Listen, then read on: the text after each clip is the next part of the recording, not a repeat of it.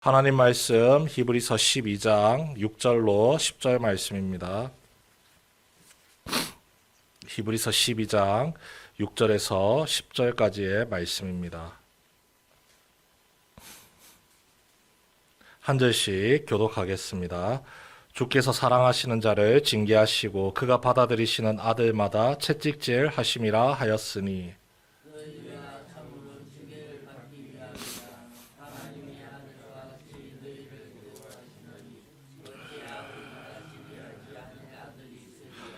징계는 다 받는 것이거늘 너희에게 없으면 사생자요 친아들이 아니니라.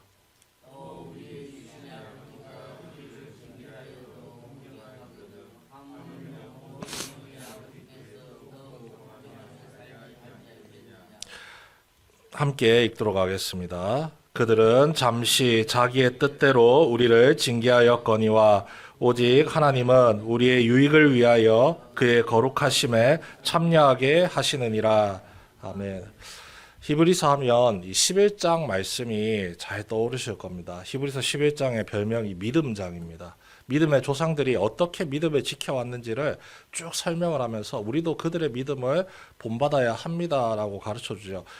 그 믿음장이 설명된 이후에 더 중요한 사실은요. 그 믿음장에 나왔던 믿음의 조상들은 옛 언약을 붙들고 살아갔던 사람이라는 겁니다. 옛 언약을 붙들면서도 그렇게 믿음을 굳세게 지켜갔는데 새 언약을 붙들고 살아가는 예수 그리스도로 말미암는 새 은혜를 붙들고 살아가는 우리는 얼마나 더 믿음을 간절히 지키며 나아가야 할 것인지를 이제 권면하고 알려주는 것이죠. 그리고 이 믿음의 조상들에 대한 이야기 가운데 빠지지 않는 것이 있습니다. 고난입니다. 그들도 우리와 똑같은 하나님의 자녀였기 때문에 믿음의 길을 걸어가는 동안 고난이 필수적으로 따라왔다는 것이죠. 11장 26절 말씀에 이렇게 기록되어 있습니다. 모세는 그리스도를 위하여 받는 모욕을 이집트의 재물보다 더 값진 것으로 여겼습니다. 그리스도를 위하여 받는 모욕이라고 표현을 하고 있죠. 옛 언약을 붙들며 살아가지만 그들 마음속에 그들의 믿음 가운데는 예수 그리스도를 향한 믿음과 소망이 분명히 녹아들어 있었다는 것입니다. 그런데 우리는 직접 예수 그리스도를 믿고 있습니다. 그 은혜의 소망을 굳게 붙들고 살아가고 있다는 거죠. 그렇기 때문에 더욱더 믿음을 굳게 지켜야 하고 그 가운데서 주어지는 모든 고난에 대해서 기꺼이 감당할 수 있다는 사실을 알려줍니다. 모세도 감당했고 그 외의 조상들도 감당했는데 우리라고 감당하지 못할 이유가 없다고 알려주는 것이죠. 그리고 이 고난의 문제에 대해서 관계성을 함께 넣어서 성경이 우리에게 설명을 합니다. 히브리서의 저자가 고난이라고 표현하지 않고 오늘 말씀에 징계라고 표현을 하죠. 고난은 그냥 외부적인 요인에서 주어지는 겁니다. 나와 아무런 상관없는 환경과 사람들 속에서 주어지는 거죠. 그냥 괴롭힘을 당하는 겁니다. 하지만 징계는 그게 아니죠. 나의 부모님, 나의 선생님, 나와 친밀한 관계를 맺고 있는 분이 그것을 허락하고 있다는 겁니다. 그렇기 때문에 친밀한 관계 속에서 허락되어진 징계이기 때문에 징계만 주어지는 게 아니라 고난만 주어지는 게 아니라 그것을 참고 견디는 자에게 반드시 주어지는 상과 은혜와 복이 있다는 사실을 알려주고 있습니다. 12장 8절 말씀 우리 함께 읽어볼까요? 12장 8절입니다. 함께 읽습니다. 시작. 징계는 다 받는 것이거늘 너희에게 없으면 사생자요 친아들이 아니니라.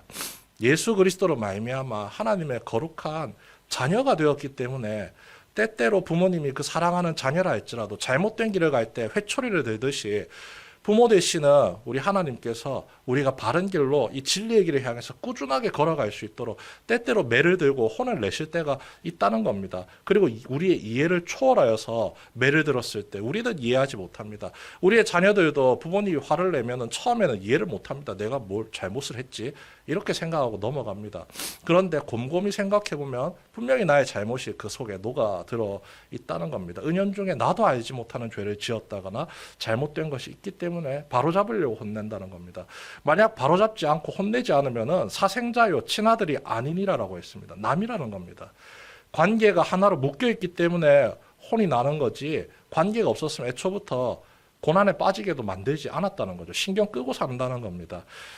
아들로서 하나님께 온전히 순종하신 예수 그리스도의 본을 가르치시고 또 보여주시고 그를 따르라고 이야기하시면서 그 길에서 자꾸 벗어나려고 하는 옛 육신의 삶을 쫓아가고자 하는 우리를 자꾸 예수 그리스도께로 방향을 돌리기 위해서 매를 든다는 겁니다. 그리고 친아들이기 때문에 매를 든다는 것이죠. 하나님을 절대 잊지 않도록 말입니다. 히브리서의 저자가 바라보는 믿음이 흔들리는 성도들이 처한 상황이 바로 이와 같습니다. 조금 힘들고 어려우니까 자꾸 예수님께로부터 등을 돌려서 율법으로 돌아가려고 하거든요. 그렇기 때문에 지금 매를 들고 혼을 내고 있다는 겁니다. 더 혼나고 돌아설래? 아니면 지금 바로 돌아설래? 육신의 부모님도 혼을 냅니다. 그런데 그 혼내는 것에 대해서 이렇게 설명을 합니다. 제가 말씀을 읽어드리겠습니다. 9절 말씀입니다. 또 우리 육신의 아버지가 우리를 징계하여도 공경하였거든 하물며 모든 영의 아버지께 더욱 복종하며 살려 하지 않겠느냐. 우리가 키우는 자녀들도 혼내는 그 상황 자체에서는 너무나도 싫고 부담스럽고 짜증이 나는데 혼난 이후에 혼나는 그 모든 상황들을 기꺼이 받아들인다는 겁니다. 그리고 그 이후에 시간이 지나면서 곰곰이 깨닫게 된다는 거죠. 아, 우리 부모님이 나를 바른 길로 인도하시려고 이 고난을 주셨구나. 성도가 당하는 고난도 마찬가지라는 겁니다. 주님께서 우리를 보호하시기 위한 방편으로 장치로서 지금 우리에게 신호를 주고 계시는구나. 이때 우리가 무너지고 쓰러지고 넘어져서 사단의 밥이 되면 안 되겠다. 더욱더 주님께로 믿음을 지키며 주님께로 나아가야 되겠다. 기도를 하든 말씀을 묵상하든 하나님께 찬양을 드리는 주님께로 더 가까이. 예수님께서도 죽음의 징계를 감당하시면서 끝까지 순종하셨다는 사실을 기억하면서 그 믿음을 지켜가야 하는 것이죠. 육신의 부모님들은 잠시 자기의 뜻대로 자녀들을 징계한다고 10절 말씀에 나와 있습니다. 부모님도 징계를 하지만 그 징계는 온전하지 않습니다. 자기의 뜻대로 가기 때문에 부모님의 실수와 잘못도 함께 전해지게 됩니다. 부모님들이 때때로는요, 자녀들을 키우다가 본인도 화해에 못 이겨서 자녀를 엄하게 다스릴 때가 있습니다. 하지만 하나님의 징계는 그렇지 않다는 거죠.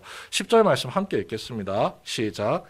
그들은 잠시 자기의 뜻대로 우리를 징계하였거니와 오직 하나님은 우리의 유익을 위하여 그의 거룩하심에 참여하게 하시느니라. 하나님으로부터 오는 이 징계와 고난이 주어질 때 우리가 기뻐할 수 있는 이유는 여기에 있습니다. 우리의 유익을 위해서, 우리를 주님의 거룩함에 참여하도록 하기 위해서 우리의 죄를 씻어내는 과정이기 때문에 이것을 기꺼이 받아 누릴 수 있는 믿음의 마음이, 넉넉한 마음이 필요하다는 거죠. 11절 말씀입니다. 무릇 징계가 당시에는 즐거워 보이지 않고 슬퍼 보이나 후에는 그로 말미암아 연단받은 자들은 의와 평강의 열매를 맺느니라. 혼나는 중에서도 하나님께서 은혜를 우리에게 계속해서 쌓아두신다는 겁니다. 그로 말미암아 연단받은 자들은 의와 평강의 열매를 받느니라. 죄에서부터 멀어지는 것으로 끝나지 않고 열매가 있다는 겁니다. 하나님의 자녀라고 드러낼 수 있는 그 아름다운 열매가 있기 때문에 그것을 바라보면서 주어지는 징계도 고난도 참고 견디며 나아가는 것이 성도된 자의 마땅한 삶의 모습이죠. 온 힘을 다해서 달리기를 하면 처음에는 숨이 차고 막 힘이 듭니다. 달리기 싫다라는 생각이 막 들죠. 땀 흘리기도 싫고요. 그런데 그것을 참고 계속해서 달리면 다리에 근육이 붙기 시작합니다. 찼던 숨도 편안하게 익숙해지기 시작합니다. 당장은 고난과 시련이 우리에게 실망과 낙담을 안겨주지만 이를 딛고 일어서면은 그 더 강한 마음과 그로 인해 굳세어진 믿음이 우리에게 열매로 남겨져서 하나님께로 더 가까이 나아갈 수도 있고 또 웬만한 시험은 얼마든지 참고 견딜 수 있는 힘을 기를 수가 있게 된다는 겁니다. 시험이 찾아올 때마다 오히려 더욱더 하나님을 찬양하고 하나님을 의지하며 나아갈 수 있게 된다는 거죠. 11장에 나왔던 믿음의 조상들이 이런 과정을 거치면서 하나님께로 계속해서 더 가까이 나아갔습니다. 비록 자신에 대해서는 이 새 언약의 은혜를 누릴 수 없었지만 미래를 바라보면서 옛 언약을 통해서 새 언약을 기대하는 마음으로 인내하며 주님만 바라며 나아갔던 것이죠. 그라할진대 옛 언약을 붙들었던 믿음의 조상들도 그라할진대 새 언약을 붙들고 살아가던 우리는 얼마나 복받은 사람입니까? 예수 그리스도로 말미암는 은혜가 이미 우리에게 확정적으로 주어져 있다는 사실, 그것 하나만으로도 우리는 고난을 참고 견딜 수가 있습니다.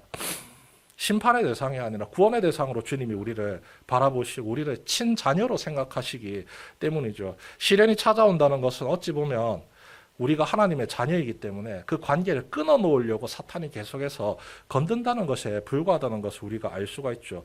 오히려 시험이 올 때마다 우리가 하나님의 자녀니까 이것을 감당하고 견뎌내야 되겠다.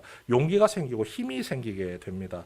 무엇보다도 나를 사랑하시는 예수님께서 나를 위해서 자신에게 주어졌던 이 죽음의 십자가의 시련마저도 순종으로 참고 이겨내신 전례가 있기 때문에 우리는 이것을 본받아서 우리에게 주어질 징계, 아픔, 모든 것을 견딜 수가 있습니다. 왜냐하면 십자가의 시련으로 끝난 것이 아니라 부활의 열매를 맺으셔서 우리에게 본으로 보여주셨기 때문입니다. 예수님 덕분에 하나님의 친자녀가 된 우리입니다. 우리의 삶에 주어지는 고난 앞에서, 징계 앞에서 피하지 마시고 두려워하거나 염려하지 마시고 기꺼이 받으시면서 마음을 다잡아 가시길 바랍니다. 우리가 하나님의 친자녀이기 때문에, 사생자가 아니기 때문에 우리를 더욱더 거룩의 길로, 진리의 길로 인도하시려고 하나님께서 우리를 튼튼하게 만드시려고 지금의 이 징계받는 상황을 가만히 내버려 두시는구나 생각하시면서 더욱더 기도와 간구로 주님의 말씀, 주님의 약속을 의지하면서 이 시련과 징계, 고난을 이겨내서 한 걸음 더 성장하고 성숙해지는 성도 되시길 주님의 이름으로 축원하고 기도합니다.